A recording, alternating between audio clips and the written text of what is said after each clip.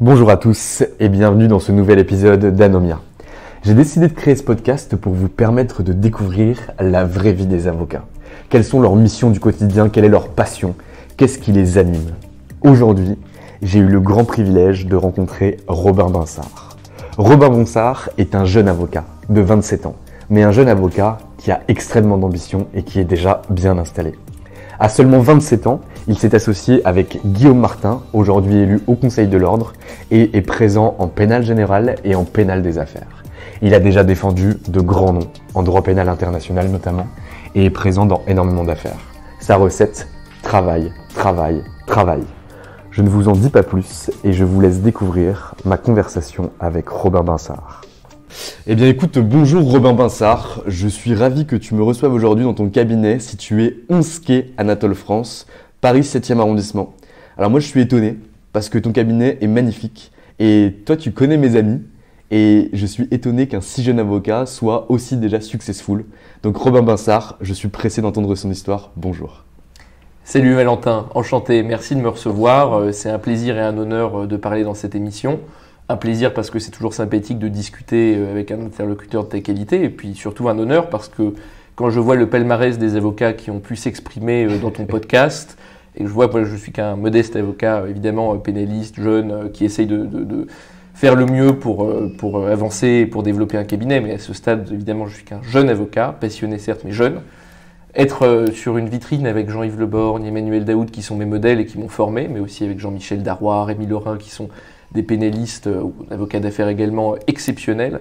C'est vraiment un honneur et ça donne d'ailleurs un petit peu le vertige.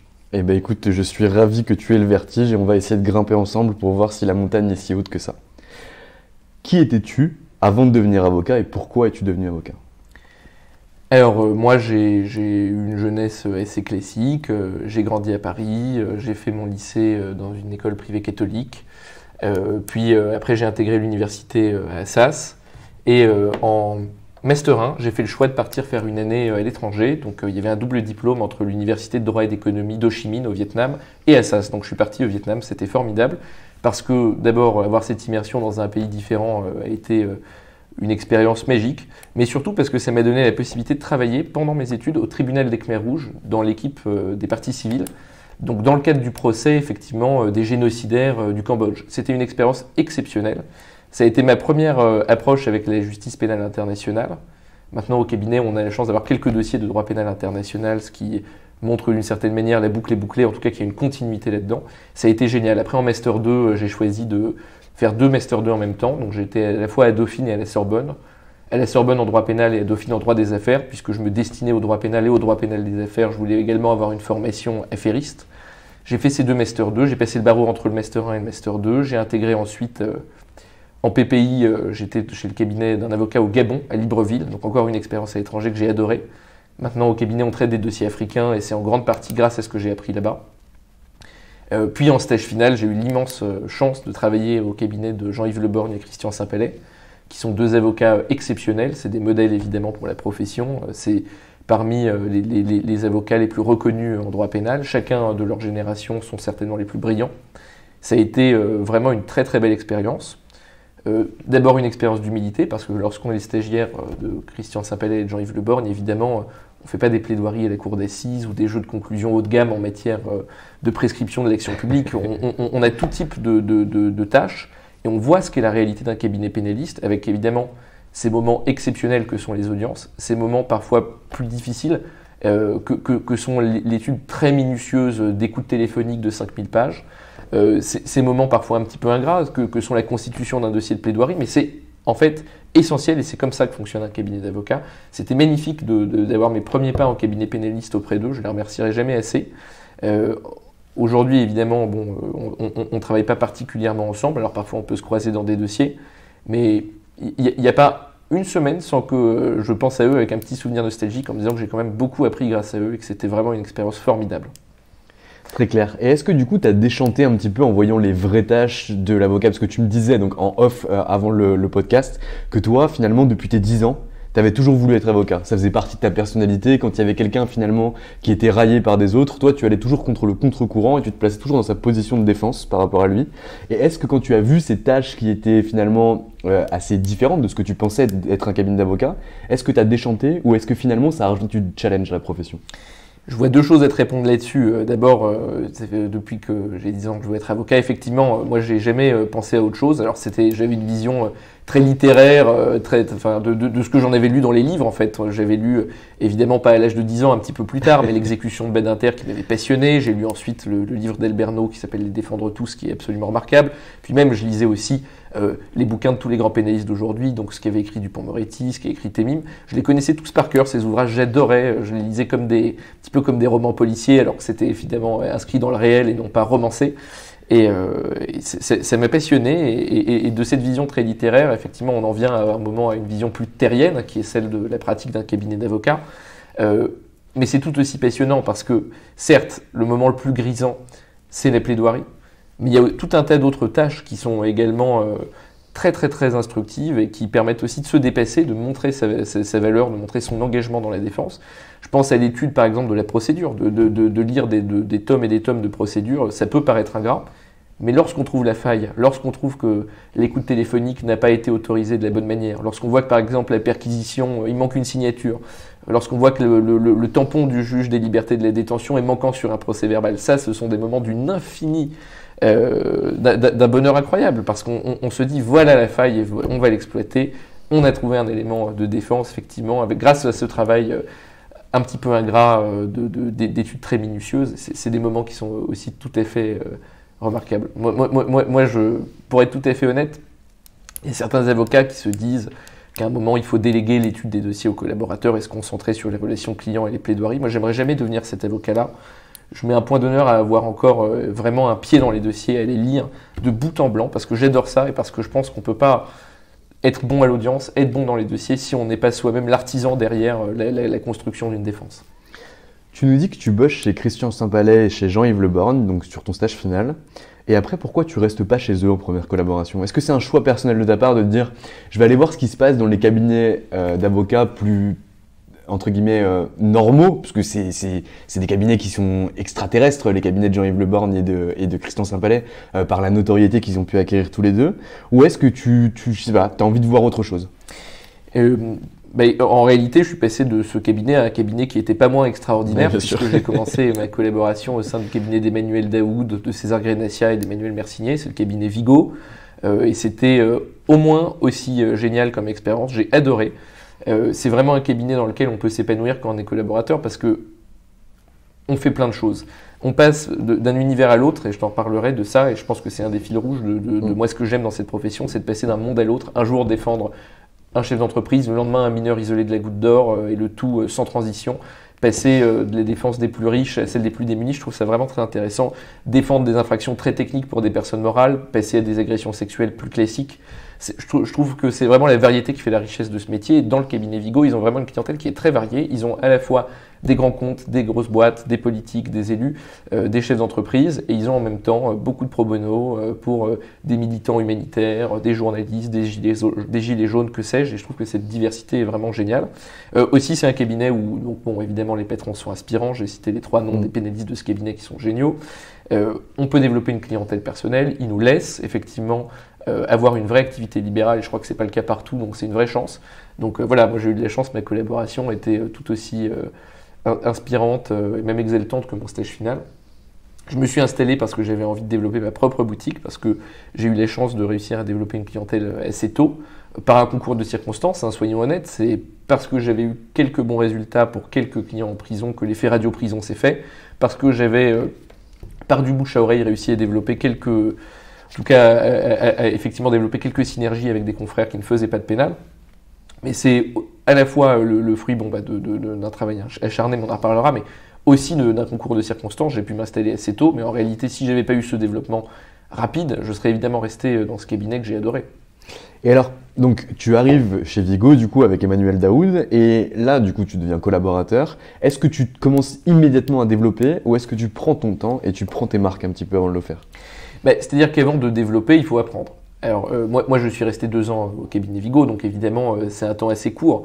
Mais j'avais l'appétit d'apprendre le plus possible. J'avais déjà des semaines de 6 jours, comme j'ai toujours aujourd'hui, c'est-à-dire que moi je travaille du dimanche au vendredi, je suis au cabinet presque tous les dimanches.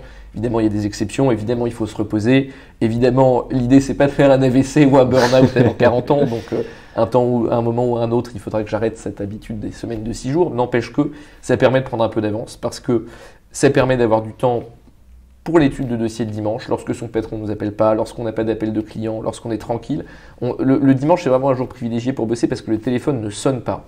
Valentin, tu dois te rendre compte que pour un avocat, son fléau, c'est son téléphone, avec les coups de fil des clients, les coups de fil des magistrats, les coups de fil des greffes, les coups de fil, autrefois du patron, aujourd'hui des clients. Enfin, c'est effectivement, ça prend un temps fou d'être joignable, de répondre aux questions. Même la boîte mail, c'est le supplice d'un avocat. Et le dimanche, c'est un moment privilégié où en fait, on a une sorte de bulle, de parenthèse où le temps s'arrête et on peut vraiment se consacrer à étudier, par exemple, pendant 5 heures de suite, sans être dérangé, un dossier, une procédure, à relire un article qu'on souhaite écrire, à relire des conclusions de fond.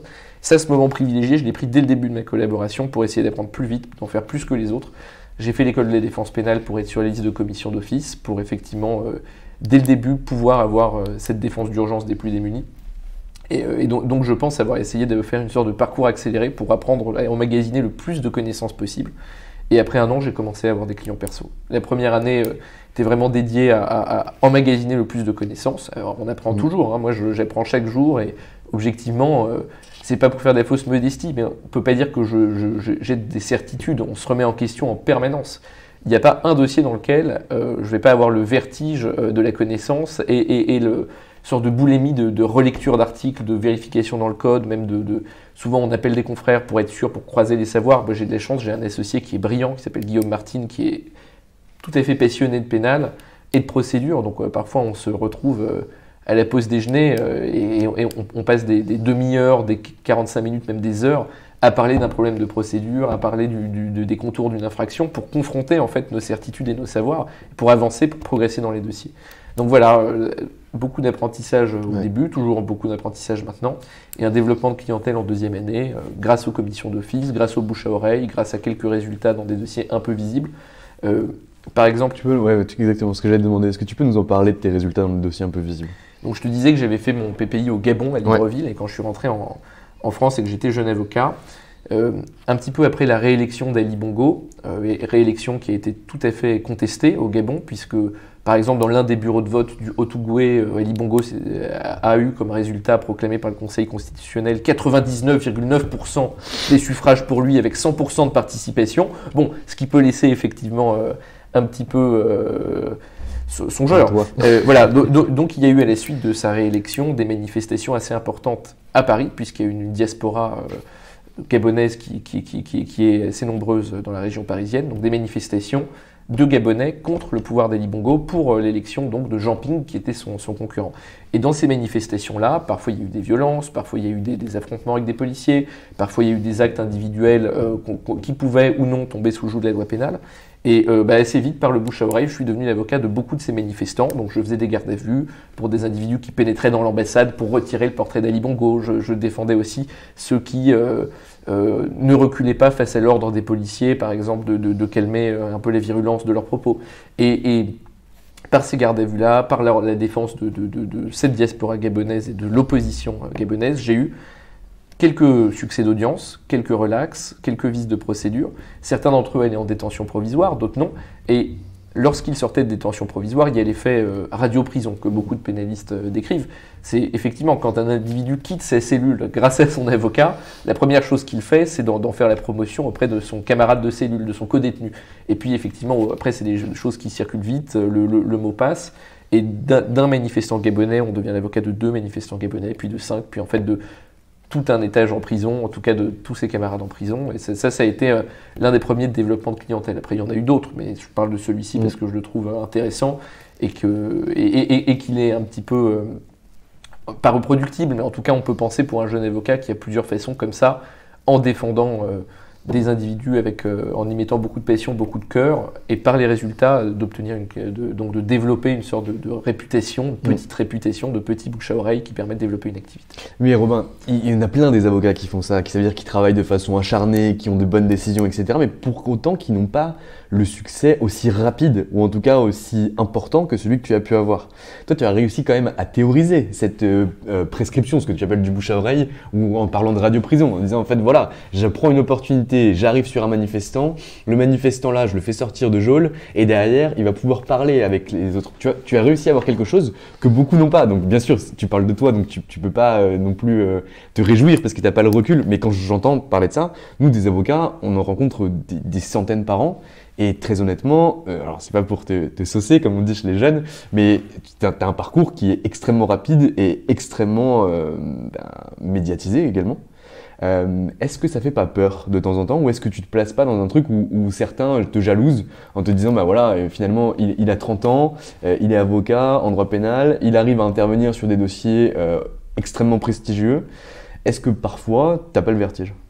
Bon, d'abord, je vais presque rougir, fait cet compliment, je te remercie. Après, l'idée, c'est pas de se réjouir de ce qu'on est, c'est d'essayer de faire mieux, d'essayer de se dépasser, c'est d'être bon dans les dossiers, de développer un beau cabinet, de se faire une réputation indiscutable auprès des confrères. En fait, voilà, on peut pas se réjouir de ce qu'on a. Moi, c'est vrai que je suis content d'avoir pu créer mon cabinet jeune, et en même temps, c'est pas une fin en soi, et on a vite fait de passer de mode. Moi, Emmanuel Daoud me disait toujours quelque chose qui est très juste, c'est que ce qui est difficile dans ce métier, c'est de durer. Alors, je suis content, grâce à mon associé, on a réussi à fonder un truc qui marche pas trop mal, et on a un bon début. Maintenant, l'idée, c'est de s'inscrire dans le temps long, c'est de devenir des avocats pénalistes reconnus, réputés et efficaces dans la défense.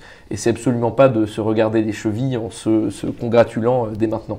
Voilà, donc bon, effectivement, et ça donne le vertige parce que c'est vrai que arriver jeune dans des beaux dossiers, c'est à la fois une chance et en même temps un fardeau parce qu'on n'a pas le droit à l'erreur, on est attendu au tournant, on est face à des clients qui peuvent parfois remettre en question notre légitimité en se disant oui, il fait un bon travail, mais en même temps il est jeune, est-ce qu'on ne serait pas mieux avec un avocat plus âgé? Et parfois la réponse est oui, parfois la réponse est non. Donc ça nous pousse à faire toujours mieux, toujours plus, à être vraiment acharné dans le travail, à revérifier 50 fois chaque écriture qui sort de notre cabinet, et à être plus que méticuleux, presque en réalité obsédé par le détail dans tous nos dossiers. Voilà. Donc c'est effectivement à la fois une chance, un peu un fardeau parce qu'on doit travailler beaucoup plus, être condamné à travailler encore le dimanche quelques années, peut-être même quelques décennies. Mais voilà, après, quand on a l'ambition, l'envie d'être un avocat pénaliste, il y a ce sacrifice nécessaire qui est celui de se dire à un moment, il faut y aller, il faut bosser, il ne faut pas avoir peur, pas avoir froid aux yeux, il faut faire ce qu'il est nécessaire de faire et pas compter ses heures, sinon on ne peut pas y arriver. Si tu devais un petit peu nous décrire l'ADN de ton cabinet d'avocat, avant l'enregistrement, tu me disais que toi, ce que tu aimais dans ton métier, c'était de pouvoir sauter de la garde à vue qui puait la transe à le plus gros des dossiers d'affaires où tu vas aller pouvoir défendre un dirigeant ou une entreprise. Est-ce que c'est ça l'ADN de ton cabinet? Est-ce que tu peux la préciser? Parce que nécessairement, je la grossis. Alors c'est vrai que ce que je te disais tout à l'heure, Valentin, c'est que moi, ce que j'aimais dans cette pratique, et c'est la même chose pour mon associé, c'est vraiment de passer d'un monde à l'autre, de jongler d'un univers vers un autre univers. C'est de voir en fait des dossiers extrêmement variés pour des personnes extrêmement variées dans des cas tout à fait différents. On a la chance d'avoir une clientèle qui est très variée et je disais donc un jour je peux être amené à faire une garde à vue pour un mineur isolé de la Goutte d'Or, le lendemain une chambre de l'instruction dans un dossier de droit pénal des affaires avec des infractions avec des montants à 7 chiffres. Et c'est ça ce qui est intéressant, c'est à la fois pouvoir tutoyer enfin, vous voyez parce qu'on garde une distance professionnelle, mais plutôt côtoyer des dirigeants d'entreprise, côtoyer des élus, mais côtoyer aussi des délinquants de droit commun, intervenir dans des dossiers de bandes organisées de trafic de stupéfiants. C'est la variété qui crée la richesse dans ce métier. Et je pense qu'on apprend énormément avec le droit pénal général parce qu'on voit la violence des gardes à vue, on voit parfois la violence de certaines pratiques policières. Pas plus tard que la semaine dernière, j'apprenais à l'issue d'une garde à vue que l'un des policiers avait dit à mon client dans le couloir lorsque j'étais absent, avoue ou sinon tu iras en prison. Et je crois que ça, malheureusement, c'est des choses qui peuvent être amenées à être répétées. Il ne faut pas faire de généralité, mais il faut savoir que ça existe. Donc on apprend la violence de l'univers carcéral, la violence de la procédure pénale dans le pénal général. Et en même temps, il y a une certaine technicité qui est passionnante dans le droit pénal des affaires. Et je pense que l'un se nourrit de l'autre. On apprend à être technique et à écrire et dans le pénal des affaires lorsqu'on apprend à être combatif, à ne rien lâcher, à être obsédé du détail dans le droit pénal de droit commun. Et c'est vraiment la variété qui crée la richesse, et c'est très intéressant de passer d'un monde à l'autre. Nous, on a des dossiers très français, on intervient dans toute la France, avec mon associé, on a des dossiers stup à Nancy, à Colmar, on plaide parfois dans le sud, on est parfois dans le nord. Voilà, on est beaucoup à Paris, mais aussi dans d'autres villes. Et en même temps, on a aussi des dossiers africains, dans lesquels on plaide devant l'ONU, devant la Cour africaine des droits de l'homme, dans lequel on a une dimension internationale, parfois même devant les juridictions françaises, avec des demandes d'extradition, demandes d'arrêt européen. Et c'est très intéressant d'avoir cette richesse et cette variété de dossiers-là. Et je crois que ce qui est très intéressant dans ce métier de pénaliste, c'est qu'on a vraiment la possibilité de l'exercer à son image. Et moi, ce que j'ai souhaité, c'était avoir quelque chose de très diversifié. Très clair. Aujourd'hui, tu n'es plus seul dans ton cabinet d'avocat, enfin, tu n'as jamais finalement été seul, à part si je me trompe. Tu travaillais tu as fait ton stage FI chez Le Borgne, tu as travaillé ensuite pendant 2 ans chez Vigo, ensuite tu as décidé de créer ta structure parce que tu avais énormément de conflits d'intérêts en deuxième année de collaboration, donc tu t'es dit que c'était le moment de t'installer. Aujourd'hui, tu travailles avec des collaborateurs. Est-ce que tu peux m'expliquer un petit peu pourquoi tu as décidé de prendre des collaborateurs, à quel moment et comment tu les as choisis ? Bon, alors d'abord, beaucoup de conflits d'intérêts, il ne faut pas exagérer, mais c'est vrai qu'en fin de collaboration, je me suis retrouvé dans un dossier où j'étais désigné, donc sans mon aval, désigné depuis le greffe d'une prison par un client qui s'est avéré être mis en examen dans un dossier où le cabinet dans lequel je travaillais représentait des victimes. Bon, mais ça a été un concours de circonstances et je me suis déporté de ce dossier, bien entendu. Donc beaucoup de conflits d'intérêts, moi j'en compte qu'un, mais peu importe. Il faut recruter parce qu'en fait, effectivement, un cabinet a un plafond de verre.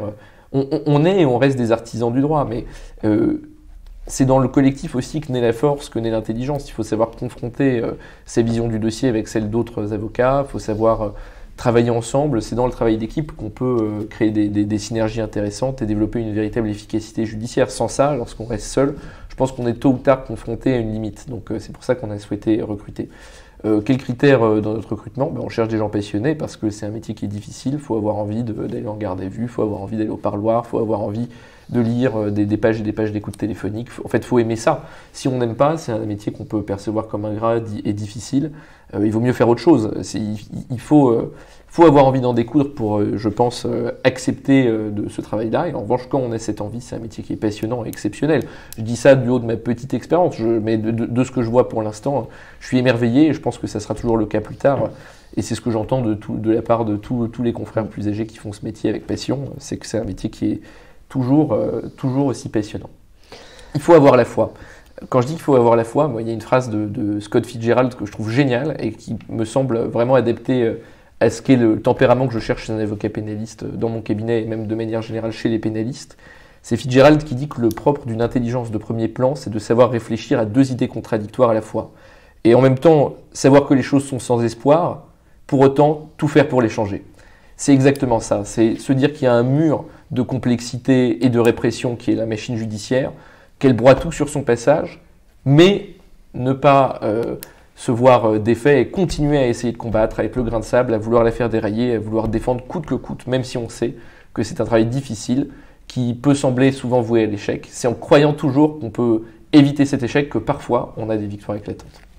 Très clair. Écoute, je vais rebondir sur ce que tu viens de dire, j'avais une autre question mais je vais changer. Tu dis que la machine judiciaire broie tout. J'ai vu passer un arrêt que j'ai eu hier soir, un arrêt du 25 novembre 2020, par rapport au secret professionnel et par rapport au droit justement de saisie par un juge d'instruction de différentes pièces entre le client et son avocat. Et j'ai vu, alors peut-être que je l'ai mal lu et que je l'ai lu trop vite, que la charge de la preuve était inversée. C'était à l'avocat de prouver que ce qui avait été saisi avait un lien avec l'affaire, ou en tout cas avec les intérêts et le mandat qu'il avait avec son client. Est-ce que tu as vu cet arrêt ou est-ce que je raconte n'importe quoi Ce qui se passe en ce moment avec le secret professionnel est très dérangeant parce qu'en réalité, le secret professionnel, c'est pas pour permettre aux avocats d'être les complices de délinquants, c'est pour permettre à la justice d'exister. C'est pour qu'on puisse recueillir la confidence de ceux qui sont accusés et proposer la meilleure défense possible. Si l'avocat ne peut plus être le confident, alors personne ne peut l'être. Si on est en fait la dernière personne qui bénéficie du droit d'avoir une information, du droit de savoir, du droit de discuter avec des individus que tout accable. Si on retire ce rempart, l'individu ne peut plus jamais se confesser, ne peut plus donner sa vérité à lui, et on passe dans un univers de la suspicion généralisée dans lequel en réalité le secret n'existe plus et tout devient poreux. Heureusement que ce secret existe. Et ce que tu disais avec cet arrêt, mais ce qui est aussi vrai avec ce qu'on voit avec le procès Sarkozy, avec les écoutes Paul Bismuth, etc., c'est qu'on est passé d'un secret inviolable à un secret extrêmement réduit, puisque le champ du secret qui protège en réalité, s'amenuisent comme une peau de chagrin. Hier, il était absolu. Aujourd'hui, on dit que le secret n'existe plus lorsqu'on suspecte l'avocat d'être complice d'une infraction. Sauf que pour suspecter l'avocat d'être complice d'une infraction, il faut d'abord l'avoir écouté. Et donc, c'est donner en réalité une sorte de blanc-seing aux écoutes filet. Les écoutes filet, c'est lorsqu'on écoute un individu dans un dossier, par exemple, pour un thème ou sur une ligne, et que grâce à cette ligne, on va écouter aussi tout ce qu'il dit à tous ses autres interlocuteurs. Et l'air de rien, entendre peut-être parfois ses confessions avec un avocat et ouvrir un supplétif sur une prétendue culpabilité de ce dernier. Il y a, en matière de secret, mais aussi en matière de fraude fiscale, une sorte de voile du soupçon qu'on jette sur l'avocat, et ça, c'est insupportable. En matière de fraude fiscale, une récente directive, mais aussi des récentes jurisprudences, par exemple, c'est l'arrêt Nicole Ricci, dans lequel, effectivement, son conseil fiscal a été condamné, un avocat, pour avoir été prétendument l'auteur d'un montage fiscal. Il a été condamné solidairement à une peine de fraude fiscale pénale, et à une confiscation de son patrimoine, à une amende à hauteur de plusieurs dizaines de millions d'euros, alors qu'en réalité, il n'avait fait que son rôle de conseil, dans un montage qui, a posteriori, a été considéré comme frauduleux, mais qui, à l'instant T, ne l'était pas. Cette suspicion généralisée, donc je parlais de cet arrêt Nicole Ricci, mais récemment, on a une directive européenne fraude fiscale qui a été reprise donc, dans la loi de répression sur la fraude fiscale de décembre 2018, dans laquelle on a créé une amende administrative pour tous les conseils fiscaux, donc que ce soit des avocats, fiscalistes, mais aussi des conseillers en patrimoine, des banquiers, que sais-je, pour les conseils fiscaux qui en réalité suggéreraient à leurs clients un montage qui a posteriori serait perçu comme frauduleux, on va engager leur responsabilité de manière administrative, les condamner à une amende et parfois à la solidarité fiscale avec leurs clients. Et ça, c'est délicat parce qu'évidemment, l'avocat ne doit pas être la courroie de transmission de la fraude fiscale. L'idée, c'est pas de faire de nous des fraudeurs généralisés, mais le sens de ces réformes, c'est d'inscrire dans la loi le fait que l'avocat est suspect, le fait que l'avocat est complice, et ça, ce n'est pas acceptable. La complicité de l'avocat, elle doit rester exceptionnelle et en aucun cas devenir le droit commun, et je ne suis pas sûr que ces lois d'exception soient justifiées par le nombre, soient justifiées par l'opportunité. Je crois simplement qu'elles sont le fruit d'une défiance et d'une méfiance, parce que la société ne comprend pas bien le rôle de l'avocat, et trop souvent le perçoit comme le complice de ses clients, alors que pas du tout, on est des auxiliaires de justice, certes, on est là, sans nous, il n'y aurait pas de procès, sans nous, il n'y aurait pas de justice. Il faut qu'une parole libre puisse en réalité porter la voix de ceux qui n'en ont plus parce qu'ils sont écrasés par la machine judiciaire. Il faut qu'on puisse recueillir un secret, il faut qu'on ait le droit en réalité de défendre librement, sinon il n'y aura plus de démocratie, il n'y aura plus de justice. Je partage totalement ton point de vue, et en plus quand on voit ce qui se passe dans certains pays, notamment de l'Est de l'Europe, où le secret professionnel est illusoire.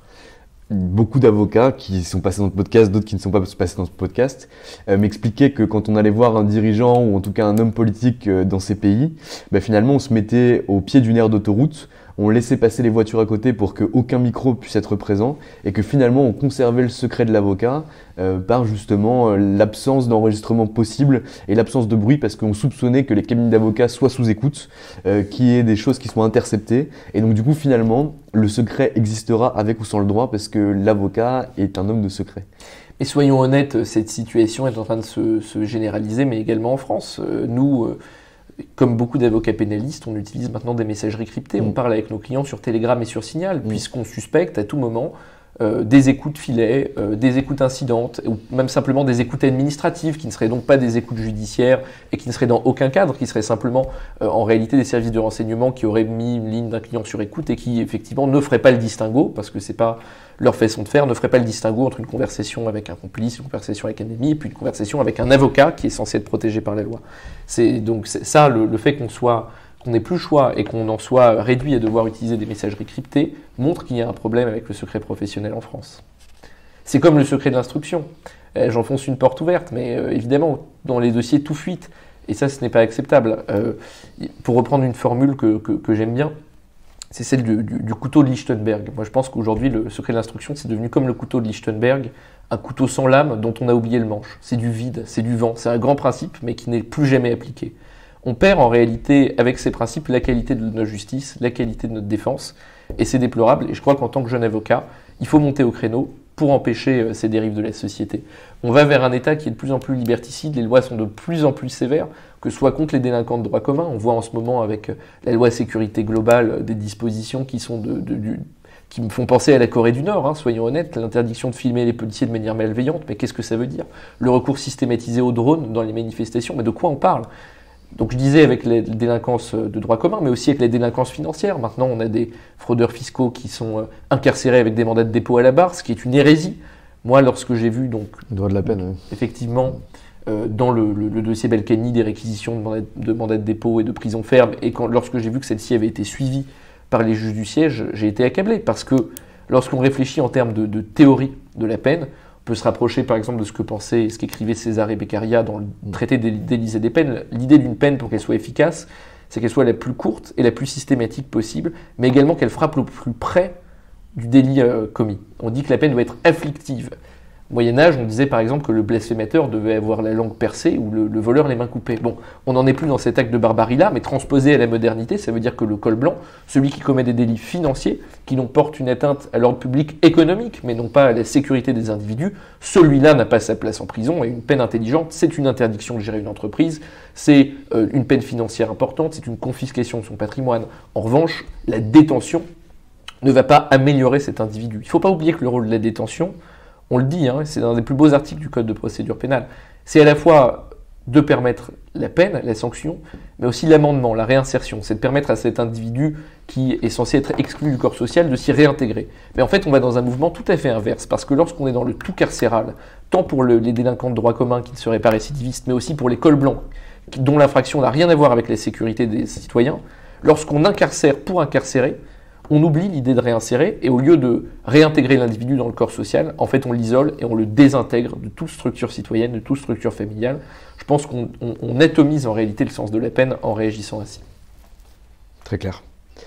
Robin, est-ce que tu as déjà été dégoûté par une infraction que tu as pu voir? Tu es arrivé en garde à vue un samedi ou un dimanche à 3h du matin, et en voyant ce qui était reproché à ton potentiel futur client, ou en tout cas la personne que tu représentais, tu as senti des odeurs de vomi qui remontaient dans ta bouche, ou tu t'es senti extrêmement mal?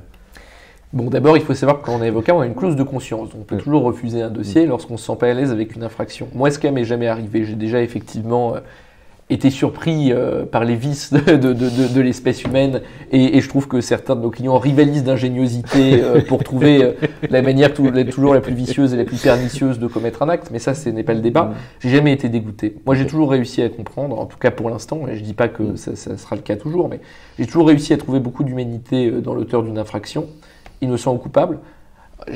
Sans arriver à justifier, on arrive à comprendre. Jean-Yves Le Borgne, il y avait un mot très juste là-dessus, il dit que parfois la défense pénale, c'est réintégrer dans la vie humaine l'acte criminel qui est dans une réalité d'exception. Parfois, lorsqu'on voit des actes de manière théorique, lorsqu'on lit un fait divers, effectivement, ça nous paraît monstrueux. Mais lorsqu'on a face à soi cet individu, celui qui est accusé, celui parfois qui reconnaît les faits, et qu'on comprend sa réalité à lui, ses faiblesses, ses défauts, alors on ne peut que, non pas adhérer, mais comprendre, non pas s'émouvoir, mais en tout cas essayer d'intellectualiser, de prendre du recul et de mettre au service de cet individu la défense la plus exigeante possible. Il y a un mot que j'adore de Bataille dans un bouquin remarquable qui s'appelle Le Coupable. Bataille, il dit que l'amour, mais moi je dis que c'est la défense, c'est l'amour d'un blessé pour la blessure de l'autre. C'est le fait de comprendre ce qui a amené un individu à commettre cet acte. C'est pas de le juger, on défend jamais un acte, on défend toujours un homme avec son parcours, ses faiblesses, ses vices. Il faut une certaine humanité, en tout cas il faut certaine résilience également pour faire ce métier, parce que sinon on peut être dégoûté à plusieurs reprises, on peut être dans l'incompréhension. Mais lorsqu'on a la fibre, je pense, pénaliste, on voit toujours du beau, même dans ce qu'il y a de plus laid, on voit toujours de l'humanité, même dans l'homme le plus diabolique, et finalement parfois les auteurs des actes les plus odieux s'avèrent être les individus les plus compréhensibles, ceux pour lesquels on trouve les mots justes, sont parfois ceux que tout accable et ceux pour lesquels la lecture d'un simple fait divers ne permettrait pas de comprendre qu'une défense est nécessaire et qu'une défense est pertinente. Très clair. Et ton plus grand succès, du coup, ce qui t'a fait le plus plaisir au sein de cette profession, parce qu'il y a des choses qui peuvent te dégoûter, mais d'autres qui peuvent te faire incroyablement plaisir. Ça peut être le retour d'un client, ça peut être d'être nommé dans telle ou telle affaire, ça peut être d'avoir un mot agréable d'un confrère que tu respectes énormément. Est-ce que tu aurais des moments comme ça à nous raconter ? Bon, d'abord, il faut savoir qu'il y a un truc, c'est que dans ce métier, les succès sont de très courte durée, c'est-à-dire que parfois on a une relaxe contre tout ce qu'on pouvait penser, contre une certaine lecture du dossier, et on gagne. Ça, c'est une joie immense, mais quelques heures après, évidemment, elle retombe. Les clients ont souvent la mémoire courte et il suffit parfois de rater la réponse d'un mail de quelques heures pour que des années de confiance et de travail soient remises en question. À l'inverse, les échecs nous rongent. Parfois, on voit un individu partir en mandat de dépôt à la barre, donc partir en détention à l'issue du procès devant nous, et on n'en dort plus pendant quelques nuits. Parfois même, on se réveille éveillé en pleine nuit en pensant au dossier qu'on doit plaider le lendemain. Souvent, le week-end, même lorsqu'on est en vacances, on n'arrive pas à déconnecter, on est toujours happé par les dossiers. Donc, ce que je voulais dire, c'est que les succès sont de courte durée, les échecs sont en revanche ce qui nous hante les nuits. Donc, voilà, il faut relativiser ce qui est un succès dans ce métier. Alors après, vous racontez un grand succès, j'en ai pas en tête, mais je pense par exemple à un dossier que j'ai plaidé à Nancy avec mon associé, où tous les facteurs étaient au vert pour une condamnation impitoyable. On défendait un individu poursuivi et accusé d'être le cerveau d'un trafic de stupéfiants. Cet individu-là était présenté comme en cavale, donc il n'était effectivement pas présent à son procès. Nous, on expliquait qu'il ne pouvait pas se rendre à son procès parce qu'il était hospitalisé donc, au Maghreb pour des raisons médicales, et effectivement, les fermetures des frontières liées au Covid ne lui permettaient pas de rentrer. Évidemment, le parquet n'a pas cru un seul instant cette vérité qui était la nôtre et qui était pourtant la réalité de ce dossier, mais on n'a pas été cru, qu'importe. Dans ce dossier, les réquisitions étaient de 12 ans de détention. L'individu, en plus, était en récidive, était notoirement connu dans la région comme l'un des cerveaux du trafic de stupéfiants, sauf que dans ce dossier-là, il n'avait rien à voir. Et pourtant, il y avait son ADN dans une voiture, son nom sur un post-it. On a réussi à démonter cette accusation qui paraissait presque cartésienne. Là, en l'expliquant, je me rends compte à quel point une lecture un peu approximative du dossier conduit à l'évidence d'une condamnation. Pour autant, une lecture attentive permettait de démonter chacun de ces indices, qui n'étaient pas des preuves, et nous a permis d'avoir une relaxe. On était dans une telle euphorie, on avait l'impression d'avoir vraiment déplacé une montagne. Je me souviens vraiment, avec donc Guillaume Martin, mon associé, on était dans une telle joie d'avoir réussi à vaincre une accusation aussi colossale dans un dossier aussi difficile et pour lequel aucune compassion n'est possible, du point de vue en tout cas de l'accusation. C'était vraiment exaltant, c'était une victoire exaltante. Donc, évidemment, quelques heures après, on avait d'autres soucis à gérer, d'autres gardes à vue, d'autres clients mécontents, des perquisitions, qu'importe, que sais-je, d'autres préoccupations, et ça a été une joie très éphémère mais très intense.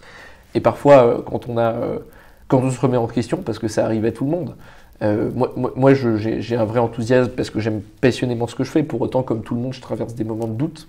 Dans ces moments de doute-là, il faut essayer de se rappeler de ces quelques victoires, de ces quelques succès, de ces quelques moments d'euphorie et d'adrénaline, parce qu'ils permettent, en tout cas leurs souvenirs, permettent parfois d'effacer le ressentiment qu'on peut avoir après un échec ou après une période de remise en question.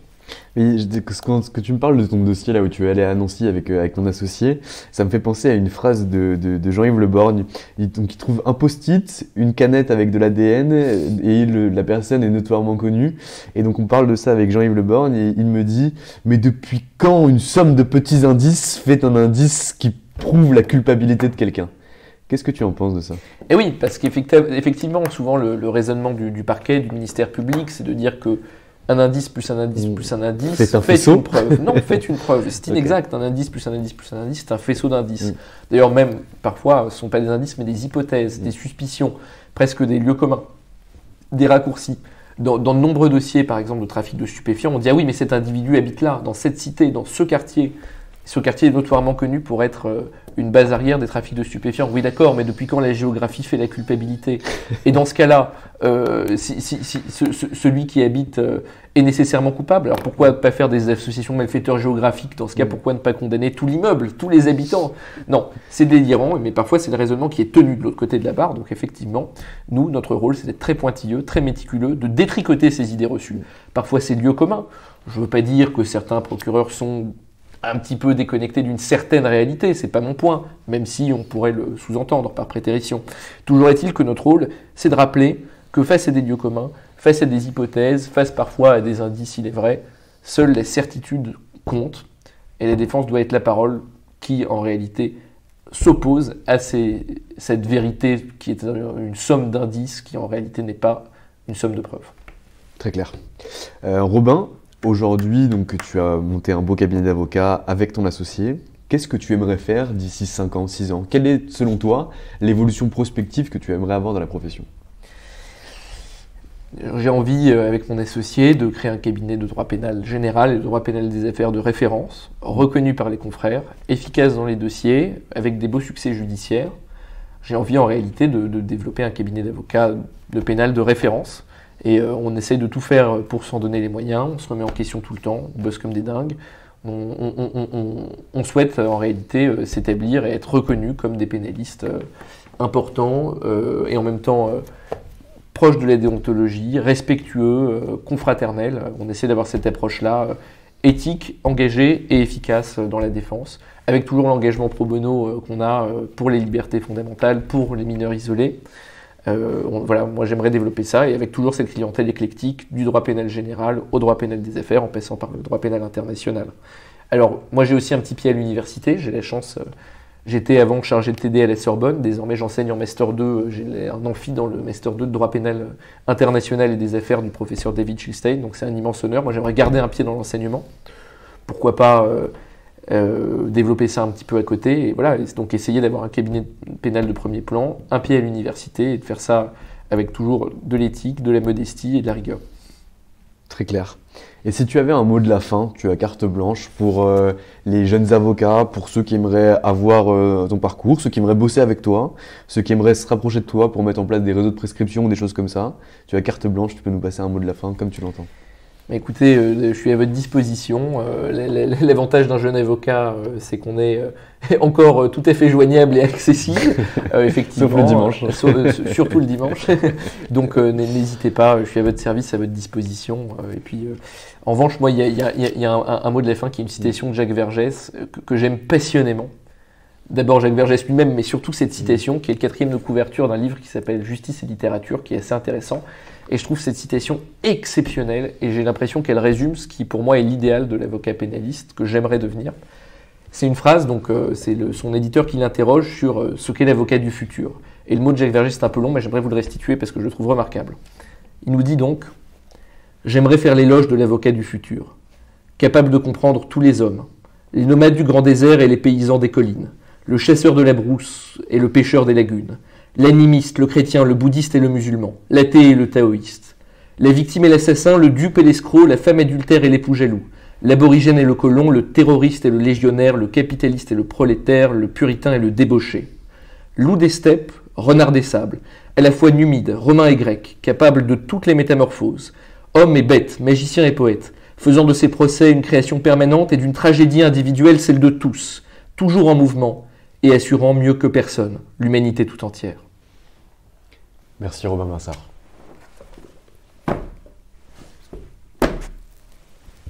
Et voilà, c'est fini pour aujourd'hui. J'espère que cet épisode vous a plu. Pour découvrir tous les contenus qu'Anomia propose, vous pouvez vous rendre sur www.anomia.fr.